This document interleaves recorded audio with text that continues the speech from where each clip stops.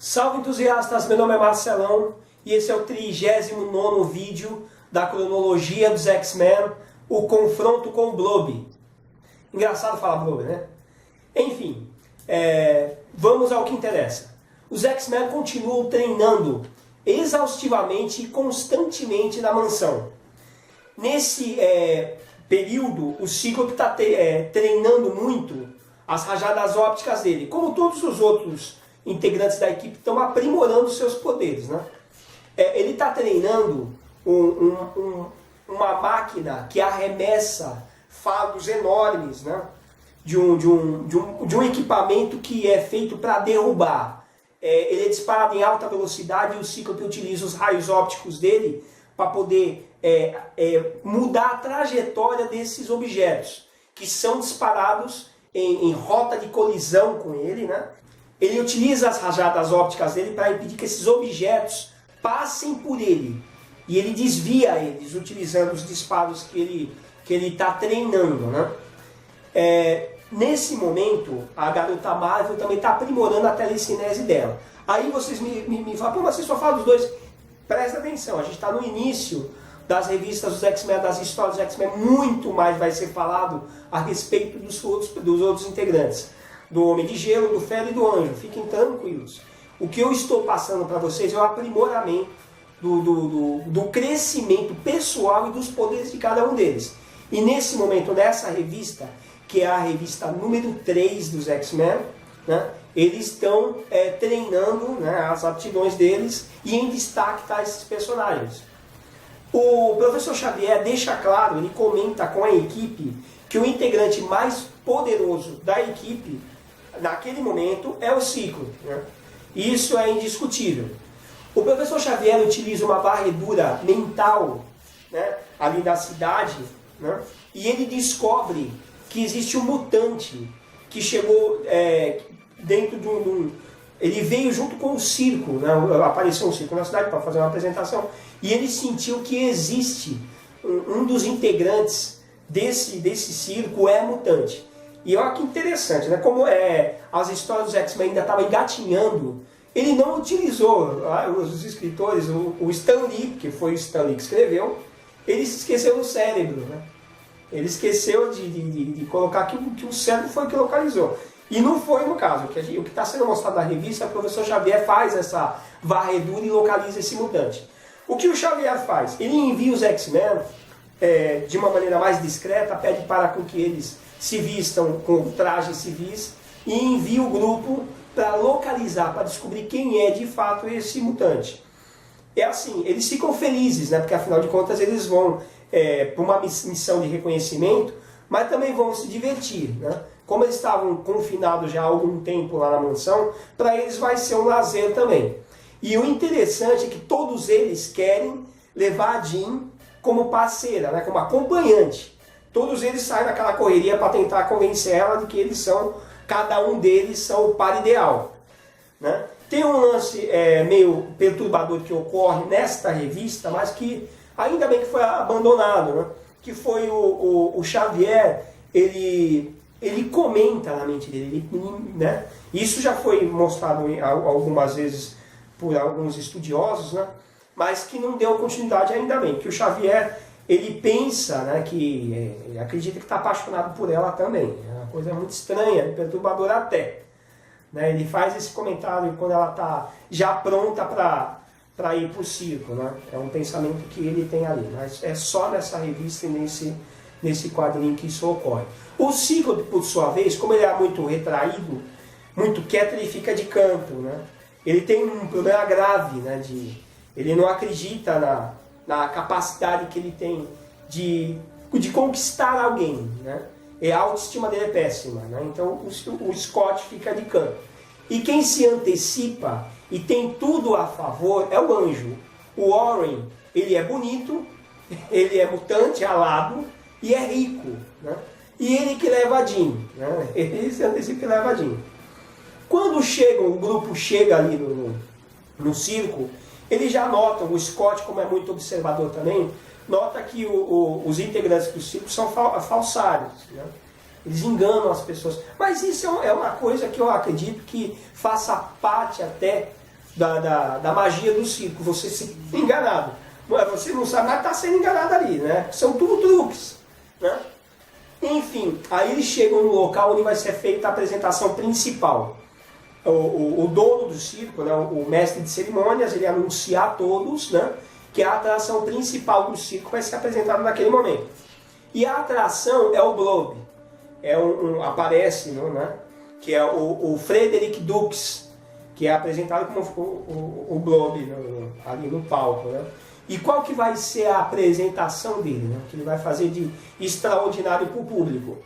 Eles mostram que um dos integrantes do circo está armado, né? Está com uma espingarda, né?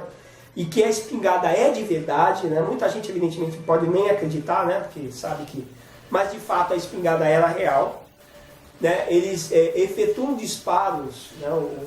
O portador ali da espingarda dispara no Blob, né? No Dux. Todos os disparos que ele efetua acertam, né? O Blob, mesmo porque o Blob, olha só que interessante, ele é enorme. Mas olha só, o personagem, quando foi criado naquela época, né? E isso vai muito da concepção do desenhista, e no caso era o Jack Kirby. O Blob não tinha as dimensões que nós conhecemos, que as pessoas que leem X-Men atualmente conhecem, né? Ele tinha 1,77 m. Ou seja, ele é abaixo, ele não tem a estatura dele, é baixa. E o Blob que nós conhecemos hoje, das revistas que são publicadas há muito tempo, já mostra um personagem muito maior. Ele tem 2,5 metros de altura. Ele é enorme, ele é gordo, né? Aí ele até estica os braços para que as pessoas vejam, né? O poder dele. E os projéteis param na pele dele. Eles simplesmente param ali na pele dele. Todos os tiros que ele leva ficam parados na pele dele. Então eu vou falar para vocês como é que funciona o poder do Blob. Ele consegue controlar a massa corpórea dele, né? A densidade. Olha só, ele controla a densidade da massa corpórea que ele tem. E esse controle que ele tem, ele consegue fazer com que aumente muito os níveis dessa massa corpórea e faz com que ele fique parado no chão, duro, tipo, ele não pode ser removido do chão. Não é que ele controla a gravidade, não é isso. Que fique claro para vocês, ele controla a massa corpórea, a densidade da massa corpórea dele. Ele inclusive não pode ser queimado, né? Ele pode pegar uma chama, uma tocha e apagar a tocha com as mãos. E projéteis de grosso calibre, se explodirem nele, não vão fazer com que ele sofra nenhum tipo de dano. O que eu quero deixar claro para vocês também é que ele não é invulnerável. Ele durante muitos anos acreditavam que o Blob era invulnerável, mas vocês vão descobrir que não é, muito mais para frente. Enfim, depois que o Scott descobre que ele é o mutante em questão, após a apresentação ele vai até o camarim dele, né? E convida ele para participar, né, de um grupo de mutantes, né? De uma escola para jovens superdotados, né, que estava recrutando mutantes. E o Dux, ele fica interessado em partes, ele não sabia que era mutante, né? Ele desconhecia esse termo mutante. Ele acompanha o Scott e os demais X-Men até a mansão, conhece o Professor Xavier. O Professor Xavier faz alguns testes com ele na sala de perigo, né? Utiliza até um mini guindaste para tentar remover ele do chão. O guindaste quebra, as correntes do guindaste quebram, ou seja, ele não pode de fato ser removido. Eu quero deixar claro para vocês também que a força do Blob é de 5 toneladas, né? É a força física que ele tem. Aí eles reforçam o objetivo, a ideia de integrá-lo nos X-Men, mas ele não está interessado nisso. Ele decide que ele não quer ficar lá, né? E que ele vai voltar para o circo e vai cuidar dos interesses dele. Você vê que interessante, a história é meio estranha, né? Porque eles foram idiotas em se expor. Apesar que, vamos pensar assim, quem não poderia pensar dessa maneira é o Xavier, porque os outros X-Men são adolescentes, tudo bem. Mas a mente mais poderosa do mundo, né, não poderia achar que qualquer um ia fazer parte do grupinho dele, né? E isso foi até inocente. O Dux foge, eles tentam deter ele, né, na maneira que eles que eles podem, até o Fera tenta utilizar a força dele, mas impede. E é assim, olha só, que quando eu falo de inocência na narrativa, como é que um cara daquele tamanho vai fugir? Não dá, né? Um Blob é enorme, ele é gordo e tudo mais, né? Nada contra os gordos, pelo amor de Deus, não é. Mas ele foge. E o que ele faz? Ele retorna ao circo. No circo, ele chega pro dono do circo e fala, ó, você me apresentou sempre como uma aberração, eu não sou uma aberração, descobri que eu sou um mutante, e quem vai mandar nessa porcaria agora sou eu. Né? Ele chega pros integrantes do circo e fala que ele que é agora o líder ali, o dono, e que eles vão acompanhá-lo, né? Que ele vai atacar na mansão. E é o que ele faz, ele leva todos os seguidores, né? Ali para a mansão, Xavier. Nesse meio tempo, os X-Men e o Professor X já estavam preocupados também, sabendo que eles haviam se exposto, porque quando o Dux foi lá, ele descobriu as identidades secretas dele, que não era mais secreta para ele. E isso era um problema. O que o Xavier fez? Ele construiu, ele estava tentando terminar a construção de uma máquina, olha só que interessante, e estranho também, né? Para poder fazer com que uma grande quantidade de pessoas sofressem lavagem cerebral dele, né? No caso dele, ele puder aumentar a capacidade mental dele, né? E ele estava construindo essa máquina.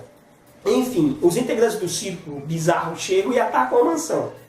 Olha que galhofada. Enfim, os X-Men são vencidos por essa turma circense. Mas por quê? Olha só, vocês, né? Como é que os mutantes com aquele poder, quer dizer, eles não queriam machucar as pessoas. Fora o Blob, que era um mutante que tinha poder, os outros só tinham habilidades circenses, né? E eles conseguem, porque os X-Men estavam desordenados, eles foram pegos de surpresa e foram até vencidos, imobilizados e tudo mais. Inclusive a Garota Marvel faz uso da sua telecinese para remover vendas dos olhos que eles estavam todos amarrados, né? Ela faz com que uma faca arruma a faca qualquer da cozinha, enfim, que estava, e solta os X-Men. Nesse meio tempo o professor estava terminando a finalização da máquina, né? Os X-Men, o que eles fazem? Eles voltam a atacar, só que agora de uma maneira organizada, né? E derrotam facilmente, né, os seguidores do Globo. E é interessante que nesse meio tempo, nesse combate, tem um elefante dentro do circo que tenta atropelar o Cíclope, e o Cíclope empurra o elefante com as rajadas ópticas dele. Para vocês entenderem, isso é importante falar, para vocês entenderem como funciona. Nesse novo ataque dos X-Men contra a turma circense, o Cíclope pega um grupo de homens e mantém eles presos num canto da parede, com os raios ópticos. É por isso que eu falo para vocês. As rajadas funcionam parecida com força d'água, né? Você tem aquele jato d'água que consegue dispersar uma multidão, derrubar alguma coisa, ou até cortar, né? É assim que funciona. E olha que interessante, o Cíclope saca que como o Blob não pode ser removido, ele usa a inteligência. Ele dispara uma rajada óptica poderosa embaixo dos pés do Blob, fazendo um buraco onde o Blob cai. Olha que interessante.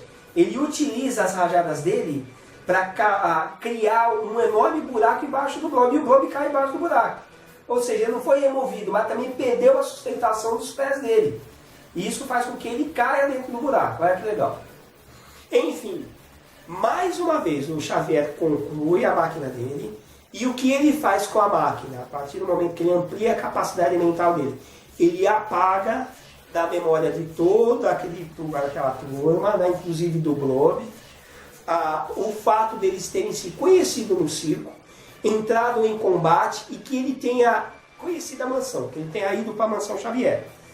Mais uma vez, vocês estão vendo que é interessante que vocês saibam disso. Isso não aconteceu a primeira vez. Já é a terceira vez que eu digo isso para vocês. O Xavier, ele apaga da mente dessas pessoas que eles conheceram sequer ou estiveram na mansão Xavier. Tá? Então, isso é importante vocês saberem. O que eu tinha para falar para vocês dessa revista, dessa aventura dos X-Men é só isso, né?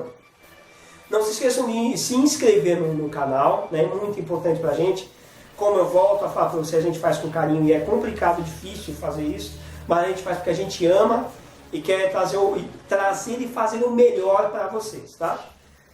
Dá um like pra gente, né? Um abraço e até o próximo vídeo.